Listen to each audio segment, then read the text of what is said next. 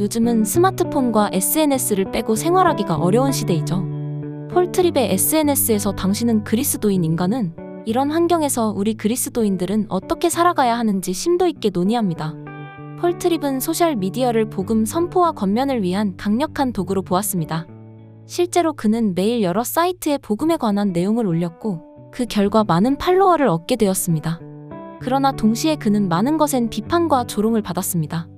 SNS 중심적인 삶에서는 유해한 반응성의 문화에 빠질 위험성이 큽니다. 예를 들어 누군가 정치적으로 민감한 게시물을 올렸다고 생각해 봅시다. 우리는 어떻게 반응하나요? 아마 즉각적으로 분노하거나 비난하는 댓글을 달 수 있겠죠. 혹은 그 사람의 구독을 취소하거나 차단해 버리거나요. 하지만 이런 반응이 과연 그리스도인다운 것일까요? 결국 반응성의 문화란 즉각적이고 감정적인 반응을 보이는 것을 말합니다. 실제로 이 책의 원제목은 반응성으로 반응성이 무엇인지 분석하고 대응하는 해결책을 고민하는 것이 이 책을 관통하는 중심 주제입니다. 폴트립은 이런 반응의 근본 원인을 죄의 자기중심성에서 찾습니다. 우리는 자주 자신을 세상의 중심에 두고 모든 일을 자신과 연관지어 생각합니다. 이로 인해 쉽게 상처받고 분노하며 타인을 비난하게 됩니다. 예를 들어서 친구가 올린 휴가 사진을 보고 질투를 느끼거나 누군가의 성공 소식에 비교의식을 느끼는 것이죠. 이는 우리의 시선이 하나님이 아닌 자신에게 맞춰져 있기 때문입니다. 이를 벗어나기 위해 폴트립은 우리의 정체성을 하나님 안에서 찾아야 한다고 말합니다. 요한일서 3장 1절에서 3절 말씀을 기억하세요. 보라, 아버지께서 어떠한 사랑을 우리에게 베푸사 하나님의 자녀라 일컬음을 받게 하셨는가. 우리는 이미 하나님의 자녀라는 놀라운 정체성을 가지고 있습니다. 사실 하나님의 능력은 대단해서 자원이 제한적인 제로섬 게임이 아니라 모든 성도에게 넘치도록 공급해 주실 수 있으시지요. 하나님 자녀의 정체성을 굳건히 할 때 우리는 타인의 인정이나 좋아요에 연연하지 않게 됩니다. 우리가 열심히 준비해서 올린 포스팅이 예상보다 적은 좋아요와 반응을 받았다고 해서 실망할 필요가 없습니다. 우리의 가치는 하나님께서 정해주셨기 때문입니다. 또한 우리는 영원한 관점에서 살아가야 합니다.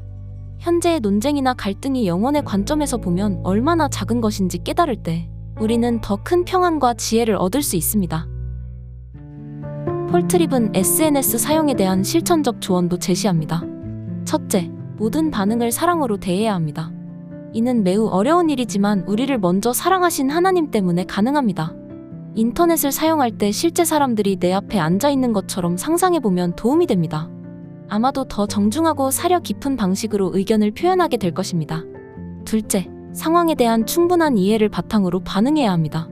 예를 들어 누군가가 우리 신앙에 대해 비판적인 댓글을 달았다고 합시다. 즉각적으로 방어적인 태도를 취하기보다는 그 사람의 배경과 상황을 이해하려 노력해야 합니다. 어쩌면 그 사람은 과거의 교회에서 상처를 받았을 수도 있겠죠. 셋째, 항상 은혜를 끼치는 것을 목표로 삼아야 합니다. 이는 단순히 좋은 말만 하라는 뜻이 아닙니다. 때로는 진실을 말해야 할 때도 있습니다. 하지만 그 진실을 어떻게 전달하느냐가 중요합니다.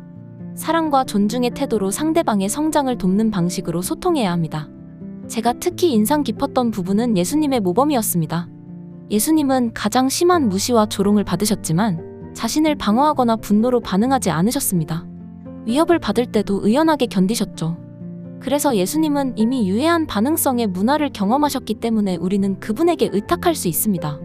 마지막으로 우리는 하나님의 임재 안에서 안식하는 법을 배워야 합니다. 하나님의 자녀라는 정체성을 되새기고 자신의 왕국을 지으려는 욕심을 버리는 것이죠.